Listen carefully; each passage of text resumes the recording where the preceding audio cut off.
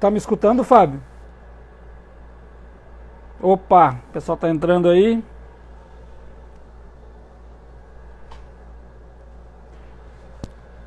Vamos só esperar o.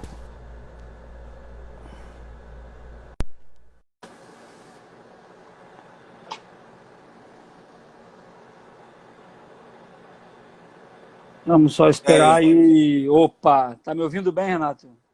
Tô ouvindo? Tô me ouvindo? Tô te ouvindo bem Ó, também. Tá só a minha internet. tua câmera tá só cortando tua cabeça um pouco aí, Ah, muito mas que eu bem. Eu dou um passo para trás. acho que sim. Acho que é isso aí também. O pessoal já tá entrando aí também. Olha aí, já temos 13 pessoas em alguns segundos de live, né? A Vamos ver. minha, a minha Vamos, internet tá meio caótica nesse momento, Mas exatamente. eu saí e entrei de novo, só para tu saber, tá? Eu saí e entrei de novo, aquele outro vídeo o pessoal tava reclamando que não tava dando. Aí o pessoal entrando, já temos 16. Mas então tá, né? Eu não vou também esperar que a gente consiga juntar aqui 5.000 pessoas, então eu vou. Que eu já vi gente fazendo live. Vamos aguardar chegar aos 5.000 que a gente começa. Eu acho que não é uma, não é uma boa ideia para a gente aguardar os 5.000, né? Então, só Verdade. espero, o pessoal vai acenando aí se estão nos ouvindo, por favor. É só isso que a Vou gente tentar pede, pegar tá? Já temos uma. 19 pessoas, estamos Eu chegando tento aí. pegar. Bom, então tá, né? Vamos começar. Eu quero só, primeiramente, fazer algumas apresentações para todos que estão online aí. Pelo que eu estou vendo até agora do pessoal que está online, a grande maioria é seguidor do Renato, não são meus seguidores, a grande maioria, pelo que eu estou vendo agora, ou passaram a ser meus seguidores a partir de agora também, o que eu agradeço a presença. Então, queria dizer, eu sou professor de História, com mestrado em História pela Universidade de Passo Fundo, além de ser pesquisador de questões voltadas à negritude e com especialização em Sociologia. O Renato é doutorando em Educação pela Universidade Federal do Rio Grande do Sul, professor de Filosofia, e nós não temos, em hipótese alguma, o objetivo, acho que o Renato está meio ruim a internet dele, nós não temos o objetivo. Vocês continuam me ouvindo? Continuam me ouvindo? Que eu acho que é o Renato que está caindo. Vamos aguardar um pouquinho, que a internet não está nos ajudando. Oi, Renato. Olha, a Vivo tá me boicotando Tá, hoje. nós vamos do jeito que dá. Então, eu queria dizer para vocês que o nosso objetivo aqui não é, em maneira alguma, fazer uma aula definitiva ou definidora sobre o assunto. Não é esse o objetivo. Eu estou iniciando porque é assim que eu vou me colocar mais como um entrevistador do que como um debatedor. O Renato, que é o convidado, aí se a internet nos permitir, a fazer, então, uma série de análises e uma série de concepções a respeito do tema, do fenômeno do bolsonarismo. E eu vou começar, Renato, com uma provocação para ti, que é bem típica minha. Tu sabe que a gente concorda em muita coisa, mas nós temos talvez um ou outro aspecto de divergência, e talvez o maior deles seja que tu tem, agora eu vou falar aqui publicamente, te colocar numa saia justa, tu tem um otimismo que às vezes me irrita, né? E eu, por outro lado, tenho um pessimismo que eu acho que te incomoda também. Então, a minha provocação para ti é o seguinte: Renato, nós podemos começar a tentar explicar o bolsonarismo por uma possibilidade de ser um sentimento pré-existente no Brasil e apenas representado agora, ou não? E se tu acha que dá para explicar o bolsonarismo, por onde que a gente começa a explicar ele? Obrigado. Bom, é uma pergunta difícil, né? Tá ouvindo? Estou ouvindo, estou ouvindo, estou ouvindo. Ah, beleza. Tô. Sim, é uma pergunta bem difícil, né? Porque a gente tá, de modo geral, batendo cabeça um pouco para entender o que é o bolsonarismo. A gente, eu digo, quem está se propondo a entender, né? Porque tem gente com leitura pronta, já vindo de algumas teorias anteriores, que não percebe a novidade do que é o bolsonarismo, né?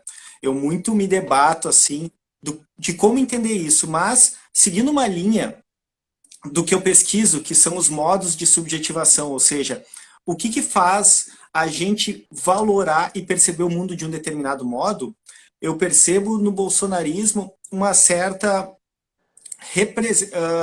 representação de alguns afetos que estavam aí borbulhando, que foram manejados, mas que muitas vezes, e na minha perspectiva, eles estão aquém, ou seja, estão antes da representação racional que a gente faz. Quando o bolsonarista adere ao Bolsonaro, sob minha perspectiva, baseada principalmente na filosofia espinosista, nietzschiana, e aí vindo para Guattari, que é um lacaniano que trabalha com o Deleuze, o bolsonarismo é, antes de tudo, uma adesão, me parece, afetiva do desejo, do ressentimento. E por isso é tão difícil disputar essa galera, porque eu estava falando hoje com uma amiga sobre isso. O Bolsonaro e o bolsonarismo, eu chamo de bolsonarismo porque é um modo de perceber o mundo, já é uma subjetividade, né? Ele se constitui a partir da negação. O Bolsonaro, como projeto, aquilo que ultrapassa a própria pessoa, ele só se constitui como negação. Ele é o que não é o PT, ele é o que não é o corrupto, ele não é várias coisas. Mas ele não consegue ser pura afirmação que não seja relacional. Então a gente está lidando aqui com um expediente de algo que é de uma ordem afetiva e de uma ordem de uma negação. Ele em si não é propositivo, me parece. Ele precisa do fantasma, criar o espantalho para se colocar como algo existente, como uma via política. Eu vou te colocar algumas questões assim voltadas àquilo que eu não acredito. Tá? Primeiro, eu não concordo com o historiador Marco Antônio Villa e concordo com muita coisa que o Villa fala. Tá? Eu não sou também daqueles que acham que não está no meu campo ideológico, eu não tenho que acreditar em nada. Não penso assim. Concordo com o Villa em muita coisa, mas eu não concordo quando o Villa diz que não dá para chamar de bolsonarismo porque não possui um conjunto de ideias orgânicas. Primeiro, que eu não concordo, que eu acho que possui sim um conjunto de ideias orgânicas. Segundo, eu não concordo com aqueles que dizem assim, de forma bem simplista, mas não seria óbvio surgir um movimento desse justamente num momento em que a gente tem aí um apocalipse coaching. Eu acho maravilhoso esse tema. Né? Por que eu não concordo com isso? Porque ele não é um movimento inédito. Eu, enquanto historiador, não posso deixar de trazer que ele não é um movimento inédito. Nós temos movimentos similares ao longo da história, como o bolsonarismo. Mas a próxima provocação que eu faço para ti é assim, eu criei uma esteira, tá? Vamos dizer assim, que o bolsonarismo, para mim, ele está surfando numa esteira. E eu vou colocar para ti agora qual é essa esteira que eu criei. E eu quero que tu enfim, divirja ou concorde comigo daquilo que eu coloquei na esteira. De repente, tu coloca até mais coisa em cima dessa esteira, tá? Mas eu coloquei na esteira assim, perda de credibilidade das instituições, ineficácia da direita clássica e da centro-direita enquanto alternativa eleitoral, fake news, pós-verdade, vontade de verdade que eu botei para te provocar mesmo, descrença da população com poder constituído e escândalos recentes da própria esquerda brasileira. Então eu entendo que o bolsonarismo surfa nessa esteira, surfa nessa onda e eu queria te ouvir. Uhum. Sim, tem uma série de elementos que me parece que não são exatamente novos, mas com alguns elementos sim que são um pouco do nosso tempo histórico, assim. E o próprio arranjo do bolsonarismo, ele parece que justapõe uma série de planos que não são estritamente originais. No sentido, ele ao mesmo tempo, ele está trazendo uma retórica extremamente violenta, de um certo revisionismo da ditadura militar, etc. Isso apela muito para o pessoal. Ao mesmo tempo, eu acho que tem um elemento que é a restituição de um mundo simples dividido em dois, quase um maquineísmo assim, simplista de esses são os bons, esses são os ruins. A gente vê, considerando o pensamento ocidental do século XX, o século XXI principalmente, a gente vê ruir as grandes narrativas explicativas do mundo. Então, aquelas narrativas que tendiam a decodificar, ou seja, significar todo o real, elas começam a ser questionadas, seja a narrativa religiosa, no Ocidente a gente vai ter que considerar o cristianismo, mas o próprio marxismo, dentro de uma visão mais ortodoxa, que tendia a ler todas as relações a partir da teoria. Isso dá uma brecha para um mundo múltiplo de diferenças, enfim, de várias perspectivas. O que me parece que é um expediente afetivo que o pessoal acaba aderindo ao Bolsonaro é que ele é simplista.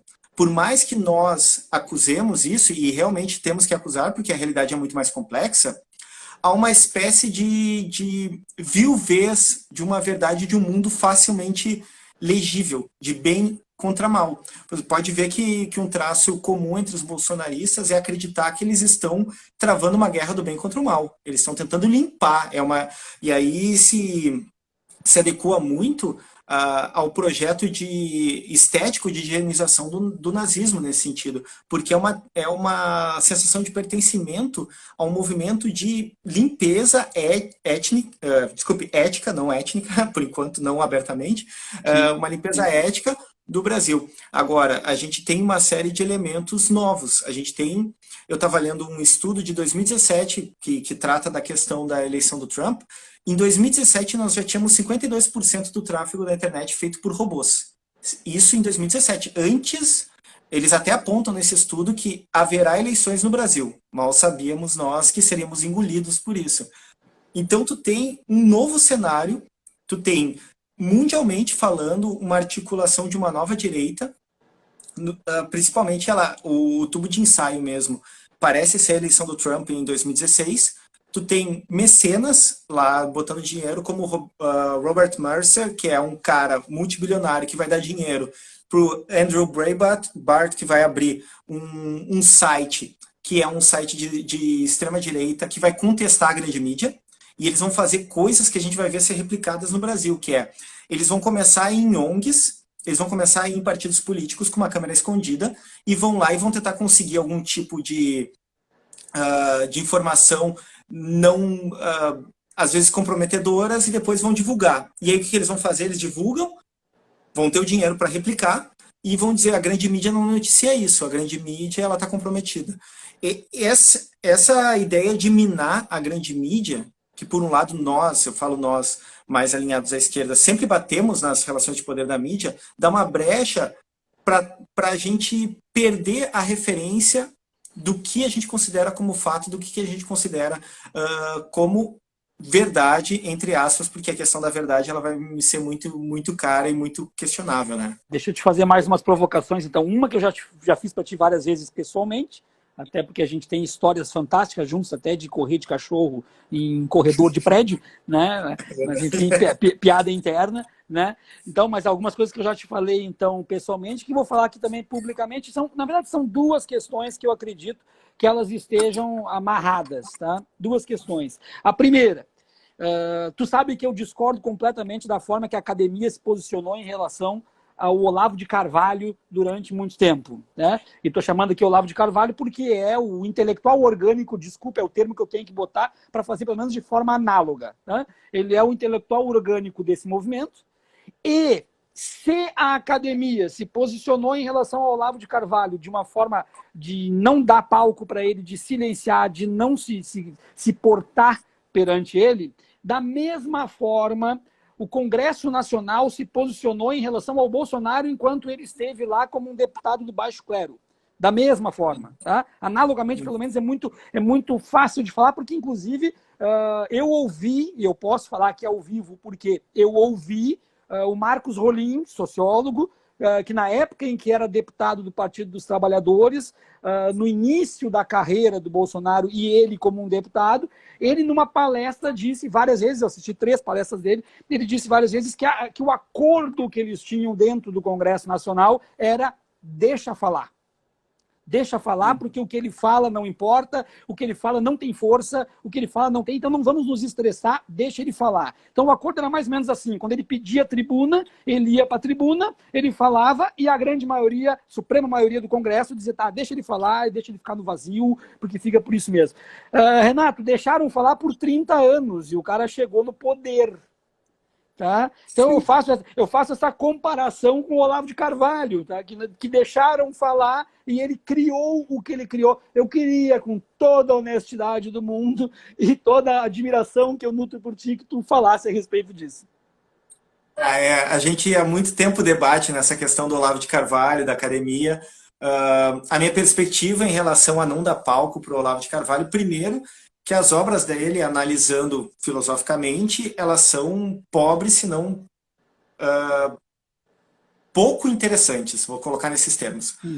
Eu tenho uma perspectiva que é próxima, nesse sentido, daquela que vai defender o historiador e que foi o editor do Le Monde, o Vidal Naquet, quando ele escreve o livro Eichmann de Papel, que ele diz que quando a gente traz para o debate um revisionista, quando a gente traz para o debate um sujeito que não produz com consistência, para a academia, a gente, tacitamente, a gente está validando esse discurso.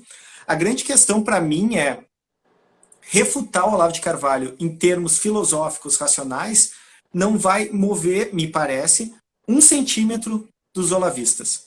porque a questão deles não é conceitual, a questão deles não é de critérios lógico-filosóficos. A questão deles é que ele parece uma espécie de vetor, ou ele encarna alguns valores que têm apelo na ordem do desejo e na ordem principalmente do ressentimento, que é o que leva essa galera a aderir ao Olavo de Carvalho. Por exemplo, a gente... Bom, tu tens estômago para ver isso, eu admiro muito, porque eu não consigo, eu vejo um pouco e já fico indignadíssimo.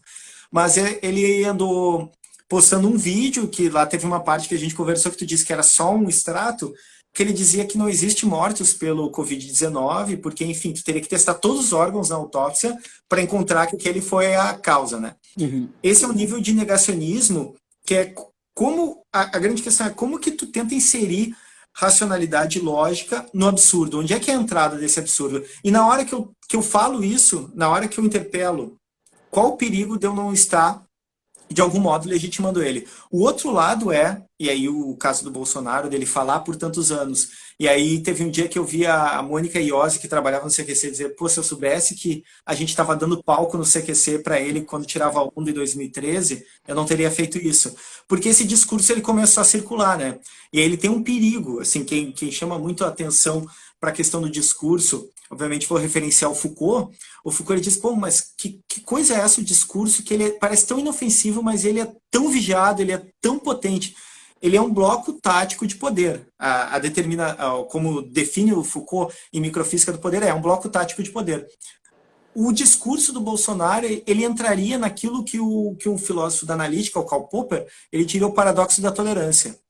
A gente não pode tolerar um discurso que circule, que propõe exatamente o fim da própria tolerância de que ele possa dizer. Ou seja, eu não posso, por exemplo, permitir como válido um discurso neonazista, porque se ele começa a circular e ele ganha adesão, ele coloca no horizonte o fim da própria possibilidade do discurso neonazista ser proferido.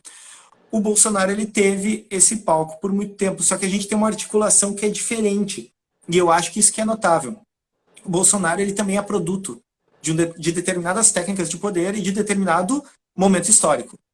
Porque em 2013, aquelas páginas, principalmente, já falaram aqui nos comentários, MBL, mas uma série de páginas que propagavam o impeachment da Dilma, várias delas foram migrando para propagandas do Bolsonaro através de memes, principalmente através de memes, porque é uma linguagem que foi principalmente potencializada nessa nova articulação do que nos Estados Unidos vão chamar de alt-right, ou alternative right, a direita alternativa, que eles se dão conta que com esse esfacelamento da noção de verdade, de um certo, vou chamar de um certo campo cognitivo compartilhado, que a gente presumia que as pessoas teriam, ou seja, de assumir que determinadas coisas são evidentemente certas ou erradas, ou enfim, que temos critérios para validar uma coisa ou não, que a gente viu que não tem, eles se deram conta que haveria uma possibilidade nessa ruína de credibilidade da mídia, nesse borramento do que é verdade e o que é falsidade,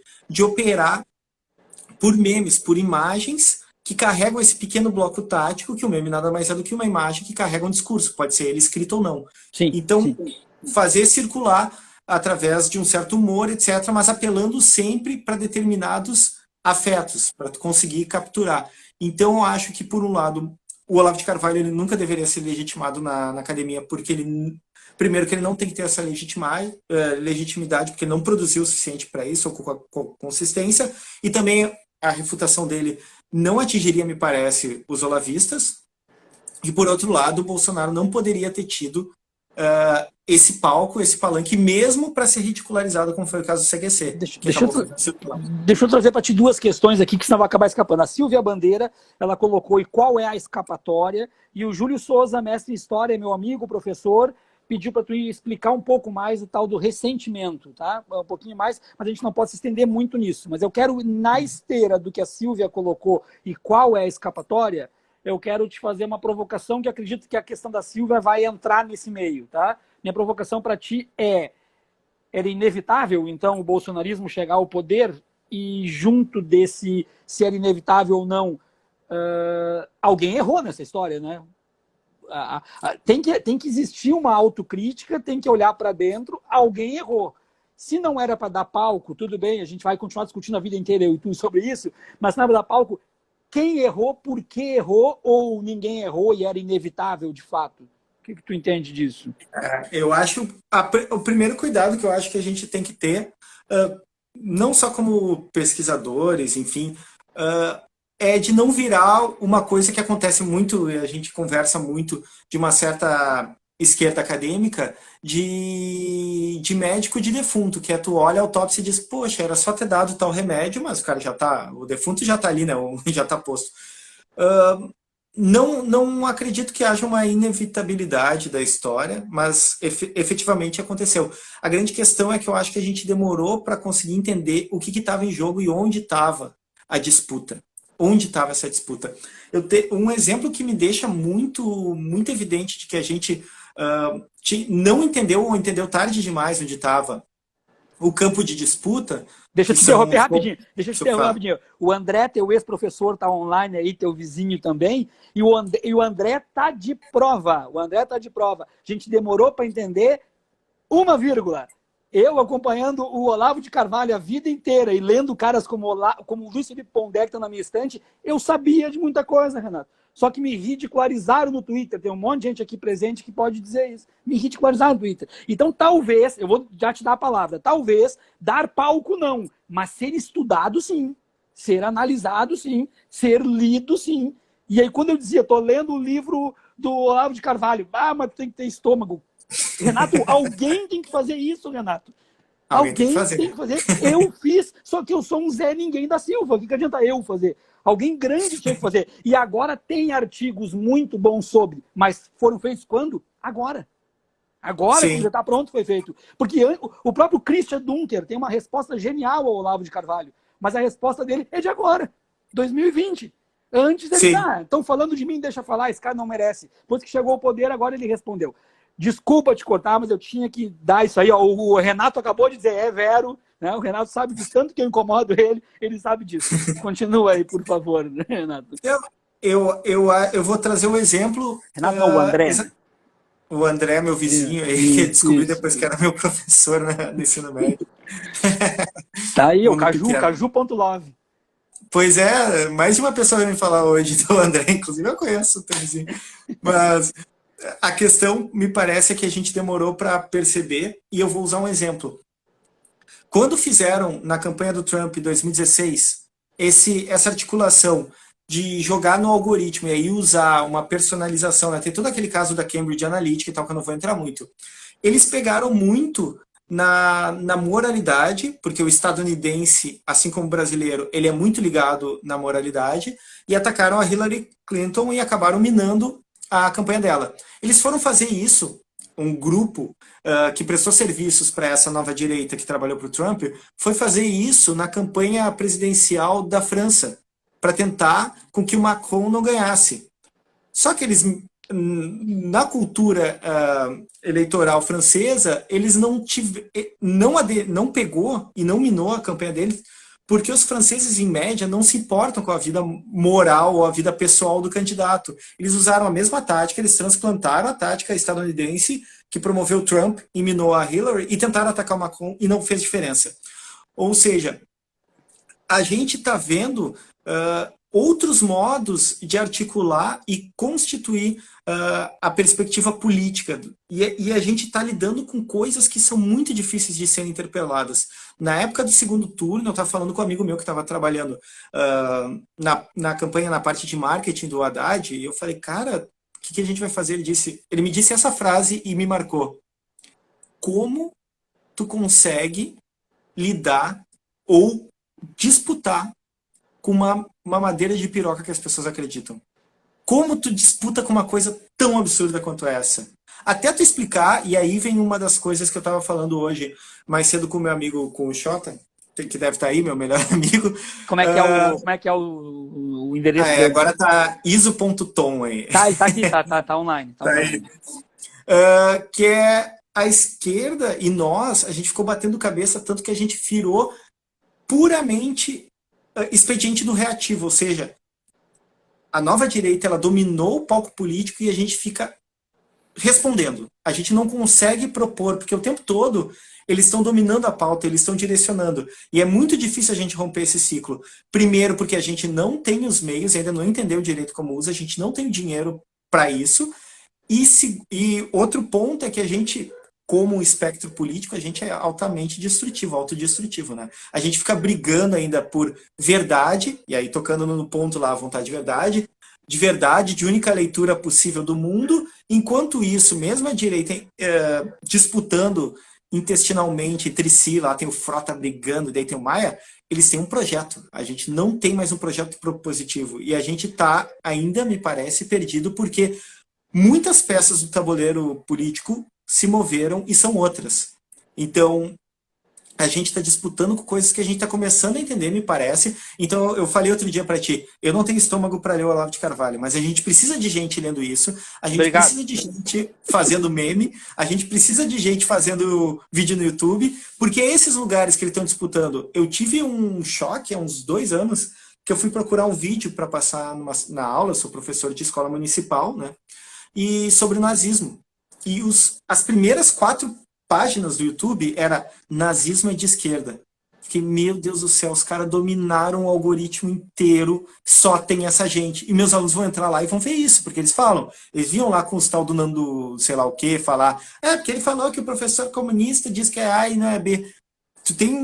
A gente tem que disputar esse lugar, sabe? Não, mas tu vê, por exemplo, o Catani, Fábio Catani, meu amigo professor do cursinho Mótola, grande professor de história, acabou de colocar que, enquanto isso, muitos intelectuais de esquerda permanecem no embate trotskista e stalinista. Inclusive, a gente tem um retorno de Stalin agora, né? Muito forte para dentro do debate, dentro da discussão. Mas eu quero, de novo, fazer aqui uma digressão ou te cortar, mas aqui a gente tem que ser dinâmico mesmo, porque o tempo até é pouco, para te trazer uma questão assim, ó. Eu não quero aqui me aprofundar em questões distópicas, até porque a live da semana que vem eu vou trazer alguém aqui para discutir a questão da ficção, da distopia, numa comparação com a realidade. Já estou dando aqui um spoiler pro pessoal.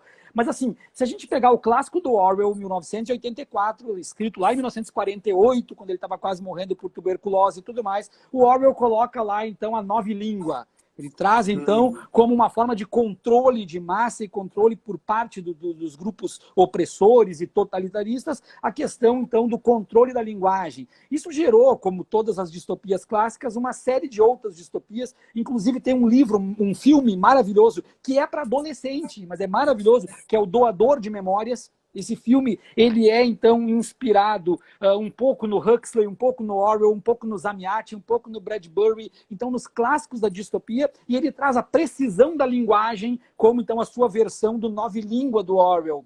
Por que eu vou fazer isso? Porque agora há pouco aqui o Hélio fez um comentário, onde o Hélio trouxe a questão também do politicamente correto, que ele foi num dentista, e o dentista disse para ele que votaria no Bolsonaro justamente por causa do politicamente correto e tudo mais. Isso é uma questão que a gente vem também em box, eu e tu discutindo há um bom tempo, que eu discuto muito com o Catani também, que fez essa contribuição aqui, que eu discuto com o André, teu ex-professor, e com mais outras pessoas também que estão por aqui, inclusive. O politicamente correto, Renato, a gente teria que chegar em algum momento e dizer, gente, nós ultrapassamos o limite. Porque o politicamente correto, quando surge, ele surge de uma forma consistente e de uma forma legítima. Sim, adaptar, ajustar um linguajar, uma linguística que não tenha uma linguagem escravizada, só para levar um tema, então um termo do Mário Maestre e da Florence Carbone, da URGS, que tem um livro maravilhoso chamado A Linguagem Escravizada. Para não ter essa linguagem escravizada. Só que chegou um ponto que a gente ultrapassou os limites. Tudo tornou-se politicamente correto. E isso, de certa forma, foi incomodando toda uma galera com uma postura refratária ao progressismo, onde ficou difícil. Eles até aceitavam o preconceituoso, genuíno, esse cara que eu coloquei no início para ti, que talvez seja o bolsonarista pré-existente, esse cara ele até aceitava ter que conviver com aquelas coisas que ele não gosta, conviver com LGBTs, conviver com negros em espaços de poder, conviver com mulheres em espaços de poder, tudo ele aceitava. Só que quando tu começou a dizer para ele que ele não pode falar mais nada, porque se ele falar é errado, se ele falar é proibido, isso começou a sufocar ele, ele passou a ver uma solução, e aí, de repente, eu não estou querendo ser simplista na análise, até porque eu vou largar para ti a bomba, mas, de repente, ele viu um candidato, um representante, que fala tudo isso que ele quer falar, e o politicamente correto não deixa ele falar. Não deixa. E o cara fala, bom, se esse cara for pro poder, então eu vou poder falar. Tanto é que logo que ele chegou no poder, eu ouvi de 3 pessoas com formação superior fazerem piadas para mim e depois dizer assim, professor, não olha para mim porque agora é Bolsonaro, agora pode. Isso eu vi imediatamente após. Então eu queria que tu falasse um pouquinho sobre essa questão do politicamente correto, onde que se errou, onde que não se errou, o simbolismo da linguagem, o poder da linguagem e o que isso amarra todo esse nosso saco de porcaria que está por aí. Bom, eu vou citar rapidamente, fazer um caminho bem curto. Primeiro, Angela Nagel, que é uma feminista estadunidense que estudou esses fóruns, esses 4chan, que vão acabar aderindo ao trumpismo, né? Essa piazada que é uma coisa que me toca muito, assim, por que a piazada vai acabar lá? Uma das coisas, ela como uma pensadora feminista que trabalha com tecnologia, ela diz, bom, a gente virou uma esquerda tão acusatória que a gente apontou tanto o dedo que essa piazada, quando via assim, falava um termo errado, ou enfim, acabava demonstrando preconceito, a coisa que a esquerda fazia era o escracho, era apontar o dedo e dizer, tu tá errado, tu é o escroto, tu é não sei o quê. O que a direita fazia? Dizia, tu não pode ter vergonha de ser quem tu é, tu vai ter vergonha de ser branco, tu vai ter vergonha de ser homem, vem para o nosso lado que a gente vai te aceitar como tu é. Então, quando tu dizes desse bolsonarista pré-existente, dessa coisa do ressentimento que aparece, né, que eu estou trazendo ressentimento e é nos termos nietzschianos, é exatamente a minha tese do afetivo. Tu adere ao bolsonarismo pelo afetivo.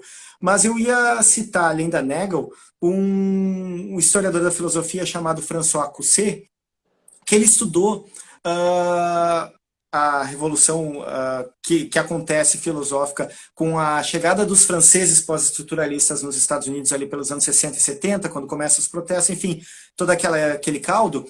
Tu tem entrando nos Estados Unidos Deleuze, Foucault, Derrida, mas o Derrida é o cara que vai bombar. E a tese do François Cousset me parece muito interessante, que é a seguinte, a desconstrução que o Derrida está colocando dentre esses autores e autoras, porque tu vai ter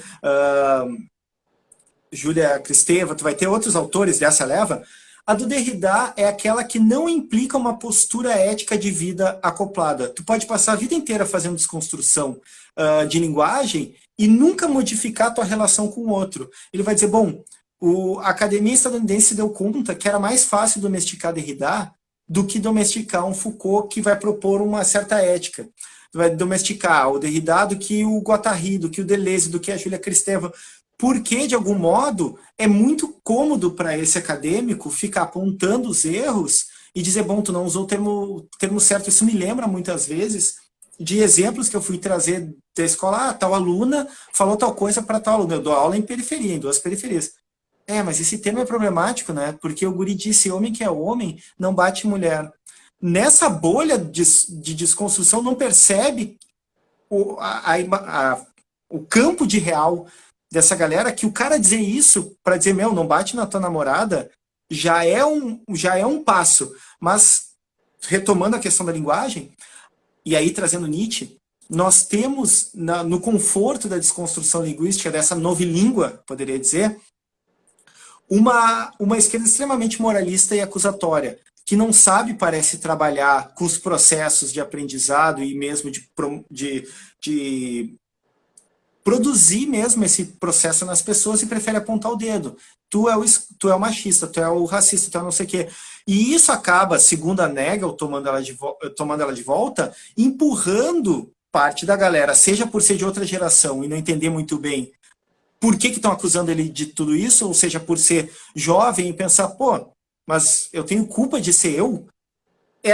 A gente acaba com essa novilíngua, com esse extremo moralismo, e aí eu vou fechar com certa ironia que eu fazia com alguns colegas na universidade, que eu dizia, bom, tem gente que eu leio que fala de racismo, LGBTfobia, que parece que a revolução vai vir numa nova gramática. Que é só tu trocar as palavras e falar as palavras certas, que pronto, o real se adequa à linguagem. Não diminuindo como tu fizeste, né?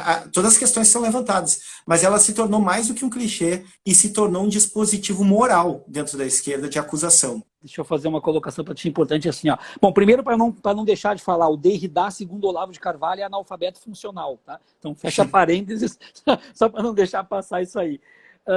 Um outro exemplo, dentro desta questão, o Júlio Souza está trazendo só a questão bombástica aqui, eu vou tentar atender, Júlio.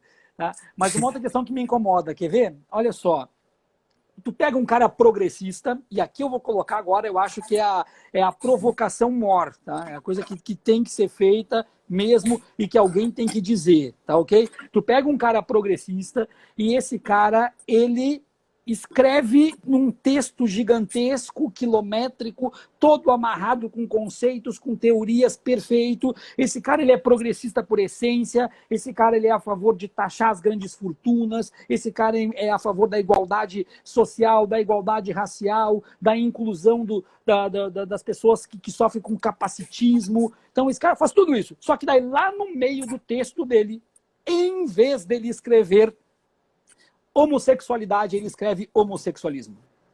A esquerda acaba com o cara. O texto dele não serve mais, é colocado no lixo e eles vão começar a fazer um debate para dizer que não é homossexualismo e é homossexualidade e vão esquecer todo o resto. Toda a contribuição que o cara tem, ela vai por água abaixo por causa de uma situação. Isso, Renato, não acontece de forma avulsa. Isso acontece a todo momento, porque parece que, primeiro, tu tem que ter toda uma doutrina de ordem quase que militar para ajustar o teu discurso com as palavras certas, com as linguagens certas, que não deixa de ser a nova língua progressista. Não deixa de ser, lá o que o Orwell já gritou, porque senão todo o resto do conteúdo e do contexto não serve. Onde é que eu quero chegar com esse comentário para ti? É que esse cara, eu estou falando numa situação que ele é um progressista por natureza. Mas e o cara que não é um progressista por natureza? O cara que é apenas um cara que tem ideias boas, ideias ajustadas, que se coloca num centro-direita ou centro-esquerda, de repente ele começa a tomar porrada do progressismo por causa das palavras que ele usa. Esse cara está muito mais propício, não sei o que tu entende a respeito, a cair para o outro lado. Para o lado aquele que não está tolindo ele, que não está castrando ele, que não está proibindo ele de colocar as coisas como ele acha que deve colocar. E para amarrar aqui, antes de passar para ti, eu queria dizer que o politicamente correto, ele tem que ser debatido e ele tem que ser discutido na esfera dos exageros que ele passou a cometer. Porque ele passou a tirar a legitimidade do debate de muita gente, inclusive quando lança mão de memes, como tu é um cara que lança muito mão de memes, onde começam a discutir politicamente dentro do meme, aquilo ali não pode, porque aquilo ali é debochado e tudo mais. Enquanto isso, nós temos alguns representantes do campo progressista, não vou aqui citar nomes, porque o cidadão já entrou no meu vídeo no canal do YouTube lá e me chamou de tudo que é coisa, basta entrar no meu canal e vão ver de quem que eu estou falando, de um pseudo-intelectual da esquerda, tá? Que tu sabe quem é, eu não vou dizer que é o Paulo Giraldelli de jeito nenhum, tá? Então, aí o cara começa, o cara escreve um livro, ele escreve um livro onde, olha só, o livro dele, se tu ler o livro dele, o último que ele lançou, tá? A Filosofia Explica o Bolsonaro, tá? O último, se tu ler o livro dele sem saber quem ele é, vamos dizer que tu é um cara que mora em outro canto do planeta, pegou o livro do cara traduzido para ler, não sabe, tu acha que o livro dele é perfeito e que ele é um cara com todas as concepções e valores de uma esquerda progressista, esse cara é maravilhoso. Porque o cara escreve exatamente o oposto do que ele fala, do que ele age e do que ele é. Ele, no livro dele, ele critica a direita por cometer erros de preconceito e discriminação que ele comete no discurso dele. Mas por quê? Porque para ele é o seguinte, o negro pode ser achacado com políticas racistas e piadas racistas se for um negro do outro campo ideológico. A mulher pode sofrer machismo se for do outro campo ideológico. O gay pode sofrer LGBTfobia se for do outro campo. Aí é um relativismo, parece, dentro do próprio discurso daquele que se entende como puritano e que se entende como alguém que toca as regras de como que a gente deve proceder, caminhar, discursar e tudo mais. Bom, eu coloquei isso aqui numa panela de pressão, eu fecho agora e atiro para ti. Bom, há pouco tempo eu estava me estressando com a tal da central de cancelamento, né? Que é o produto de um certo momento histórico de uma esquerda moralista, que eu acho que entra aí nesse... que estavam cancelando o Drauzio Varela e depois estavam cancelando o Átila e a Marina. Que possivelmente são duas figuras que tem penetração no outro campo político, inclusive no campo político bolsonarista, que eu trato na minha pesquisa como uma espécie de subjetividade fascista, porque tem uma série de elementos que não é o que vai ser discutido aqui necessariamente, mas eu encontro ali. Eu lembro muito de um caso que a rainha Catarina da Suécia disse para o Descartes uma vez, olhando a teoria dele, disse: bom, o papel aceita tudo. O papel aceita tudo. Agora o critério, e eu acho que isso se perdeu, eu vou retomar de uma escola filosófica que eu gosto muito, que são os cínicos, que é lá do século III, antes da Era Comum, e vai ali até o começo do século I, II, no Império Romano. Eles diziam que qualquer palavra dita que não esteja vinculada ao modo de existir no mundo, ao modo de agir, vale tanto quanto um peido, que é uma modulação de ar que faz som. E a gente tem, porque é confortável, porque tu pode ser um intelectual, como se a gente ainda tivesse no final do século XIX, onde tu precisa de intelectuais disputando no campo teórico, enquanto tu precisa dos caras na fábrica lá, fazendo a movimentação entre os operários, como se legitimassem eles, fazendo todo um discurso e tendo uma relação que é exatamente a contraparte espelhada daquilo que ele critica. Esse autor que tu está falando, para mim, ele é exatamente o espelho invertido do olavismo, basicamente. Mas, ele mas é o nome do meu áudio, meu vídeo no meu canal. O nome do meu vídeo é Olavismo à Esquerda. É o título do meu vídeo, que foi o que incomodou tanta gente. E aí retoma o que é o ponto da minha pesquisa, que isso é um modo de subjetivação, é um modo de perceber o mundo, de se relacionar ao mundo, que se tu tirar o conteúdo, que eles em tese são contrários, os modos de perceber e de colocar as relações e a perspectiva de mundo, elas são análogas. Elas simplesmente trocam. Quando um tema muito, muito polêmico na esquerda, que eu trago muito, e que eu advogo, é a noção de microfascismo, né? Tu tem o fascismo de Estado, que ele é aparelhado, mas tu tem o microfascismo, que são essas estruturas fascistas na nossa subjetividade, de objetificação do outro, de negação do outro, de subjugação, enfim. A gente tem fascistas pintados de vermelho. Tu vai lá e olha o cara totalmente de esquerda, toda uma indumentária, uma estética, um discurso, mas cujas atitudes e o modo de propor como se veja o mundo, eles são análogos, eles são exatamente a contraparte. Então a gente tem como reflexo, me parece que é um grande, usando uma expressão que o pessoal da filosofia tem um tesão por alemão, que é o Zeitgeist, que é o espírito do tempo, é essa central de cancelamento na internet, assim. Porque para mim há uma quebra quando eu vejo assim alguém falar numa comunidade dizer assim: eu não tenho problema com o viado, cada um que vive a sua vida. Se pegar isso e escrever e botar na internet, eu vou dizer assim: ah, mas ele é machista, ele chama de viado. Sim, num certo espectro mas a gente está falando aqui, ó, de uma realidade que a gente não tem nem esse. Isso aqui é um progresso, nesse contexto. E eu acho que a gente padece muito disso, e por isso que uma das coisas que a gente compartilha é uma certa briga com uma esquerda academicista, moralista, e é a canceladora, né? É essa que vai cancelar. Eles preferem cancelar o Drauzio, que traz um pouco de bom senso para um público bolsonarista também, que acaba vendo e gostando, prefere cancelar a carteirinha dele porque ele não é ultra-revolucionário, que segue os meus valores de esquerda, que muitas vezes são bem datados. Né? O Júlio Souza trouxe agora mais uma. Eu vou ter que responder pelo menos uma do Júlio, tá? Porque ele está fazendo bastante questões. E eu vou jogar para ti a questão dele, porque é uma questão complicada. Qual é o papel do neopentecostalismo nisso tudo? É uma boa pergunta. Hoje mesmo eu estava falando com uma amiga, não sei se ela está aí, uma amiga carioca, Emanuele, que ela veio de uma família evangélica, neopentecostal. Ela tem as crenças dela, enfim. Ela brigou com boa parte da família, que a família virou bolsonarista, e tu tem um evidente choque entre o discurso, se tu fores ler a Bíblia. Eu, como sou judeu, eu li a Torá, então eu pego a primeira parte, mas eu pego a parte moral, que é a do Levítico. Tu tem e um pouco de conhecimento do Novo Testamento, tu vê que é uma quebra entre o discurso do que é aquilo que é defendido ali, de moralidade e ética, o que é defendido por Jesus, inclusive, e o que representa o bolsonarismo, né? Só que tu tá lidando no extrato afetivo, né? Eu acho que, e essa é uma coisa que eu tenho feito comigo mesmo, de tentar desconstruir essa questão, porque tu vê como base do bolsonarismo as grandes igrejas neopentecostais. Ao mesmo tempo, é um grupo que a gente não pode deixar de disputar. É um grupo que a gente não pode negligenciar como a gente fez. E eu falo a esquerda fez. A gente foi lá e apontou e disse, olha que absurdo que estão fazendo, mas a gente esqueceu como dialoga.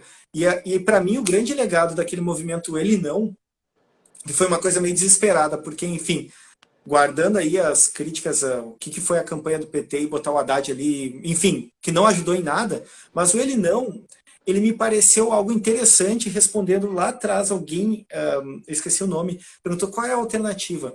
Uma delas foi que o Ele Não se propôs. Primeiro, concatenar um grande grupo humano que não necessariamente vota no PT ou no PSOL, que percebe um perigo nesse discurso e nessa prática de governo do Bolsonaro e se propor a conversar com as pessoas. Eu sei que tem muita gente que não é disputável, eu passo raiva o tempo todo na internet com gente, eu tento conversar e às vezes parece que tu tá dando um soco numa parede, não adianta, não tem critério, porque a gente perdeu esse campo cognitivo compartilhado, que eu vou dizer assim, mas valores mínimos de racionalidade, de lógica, de cientificismo foram perdidos, eles ruíram, junto com essa descrença na grande mídia, bom, tudo é meio conspiratório, tudo pode. Isso, a gente perdeu essa capacidade, eu acho que a gente tem que, com os neopentecostais, a gente tem que aprender a conversar. E a gente tem que aprender a entender que se eles estão lá por uma crença em Jesus, ou na salvação, ou enfim, numa teologia da prosperidade, há valores que colidem diretamente com esse modo de perceber o mundo, que é o bolsonarismo, que eu chamo de bolsonarismo como um fenômeno de subjetividade. Bom, eu não tenho como. A gente vai agora para a reta final, porque é só 1 hora que a gente fica no online, então falta 10 minutos.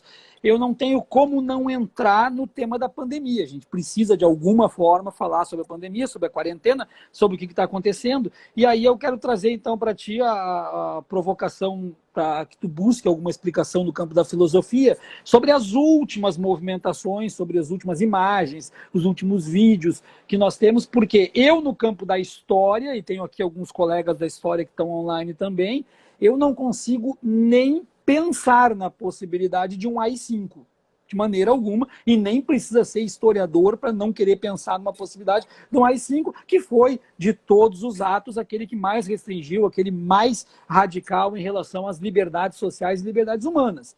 Então, não tem como eu fazer esse tipo de coisa. Mas a minha discussão aqui, a minha pergunta para ti, não é em relação ao AI-5 ou não AI-5, é em relação à ressonância que surge a partir de um discurso de AI-5 e ainda o retorno uníssono em coro do AI-5, AI-5, AI-5. É evidente que é uma parcela que não chega a ser de grande representatividade dentro de 210 milhões de habitantes, mas ela também não é tão pequena assim, como algumas pessoas entendem que é. Talvez aquele que está na esquina, aquele que está na rua, seja em pequeno número, mas tem aquele que concorda com aquele que está em casa, que não sai, que não vai para a esquina, mas que pensa da mesma forma. Então eu queria te ouvir, para a gente encaminhar já o final da nossa fala, que tu falasse um pouquinho geral do que tu está vendo de pandemia e quarentena nessa questão, então, nessa dicotomia política, e a análise desses últimos fatos aí, como é que a gente pode tentar entender essa construção, se é que dá para se dizer de construção de um pensamento e de adesão a um pensamento, que daqui a pouco diz, eu vou para a rua porque se ele falar que eu vou mesmo que eu morra, eu quero o AI-5, e aí a gente não consegue entender de onde que parte isso. É bem complicado, né? Que a gente tem todo domingo é um dia que se passa raiva no Brasil, né? Qualquer pessoa com um mínimo de racionalidade e apreço por qualquer noção de ciência. Todo domingo a gente tem vídeos novos. Hoje foi uma seleção de coisas, a gente até se mandou alguns, né? E aí me coloca naquele limiar na nossa divisão, digamos assim, de perspectiva, tu numa visão mais pessimista, e eu não diria otimista, mas eu adoto aquela coisa que é repetida por Gramsci, mas é do pensamento grego, que é o pessimismo na razão, no pensamento, e o otimismo na vontade, né?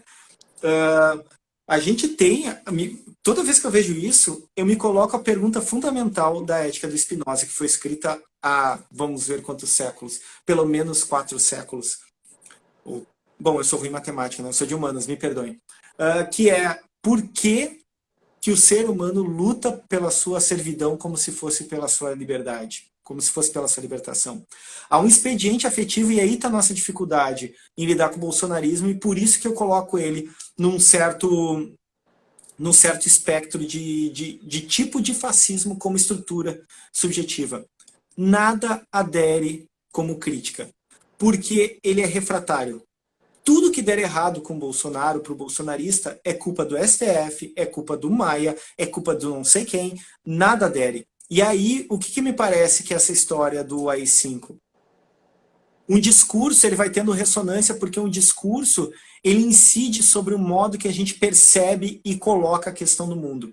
Se tu vê um filme lá e acha uma porcaria, e aí vem alguém e diz, tá, mas tu viu que tal parte seria uma referência, por exemplo, vendo aquele filme O Poço, que eu gostei bastante, por mais óbvio que possa parecer.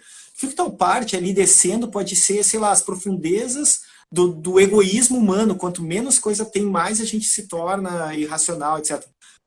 Esse discurso, ele dispara em mim um campo de visibilidade que até então não estava posto. Toda vez que vem o AI-5 e que é endossado, e hoje a Aline está dizendo, minha ex-colega do Rincão disse que o Bolsonaro falou pró a intervenção militar, tu vai colocando para circular esse modo de perceber.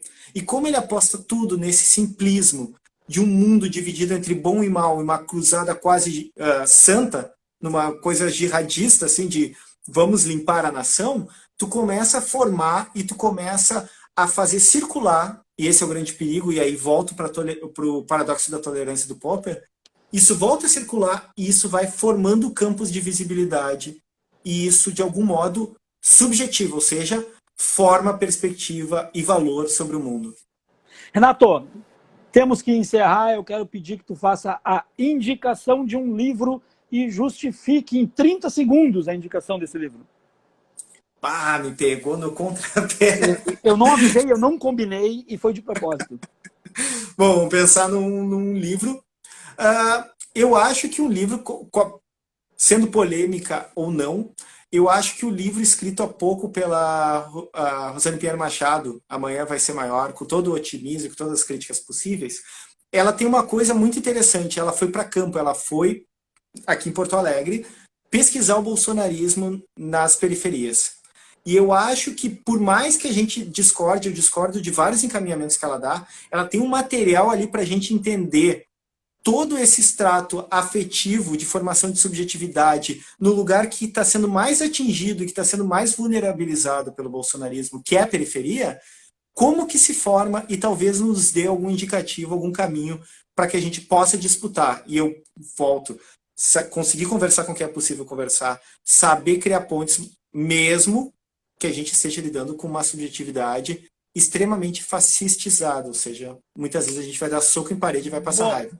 E eu recomendo, então, esse livro aqui, um clássico, Discurso da Servidão Voluntária, século XVI, Etienne de La Boétie, que escreveu esse livro com 19 anos, e a minha recomendação é justamente porque ele traz nesse livro o porquê que nós gostamos e buscamos sermos mandados por um homem, por uma pessoa, e escreve no século XVI, lá quando tinha seus 19 anos, Michel de Montaigne, que publica depois da morte do La Boétie, porque eles eram amigos. Gente, agradeço para todo mundo pela parceria, ficamos oscilando entre 30 e 40 pessoas aqui, então eu acho que nós precisamos continuar mantendo esses espaços. Agradeço ao Renato e semana que vem a gente vai fazer outra live. Valeu, gente, brigadão. Tchau, tchau. Valeu, tchau.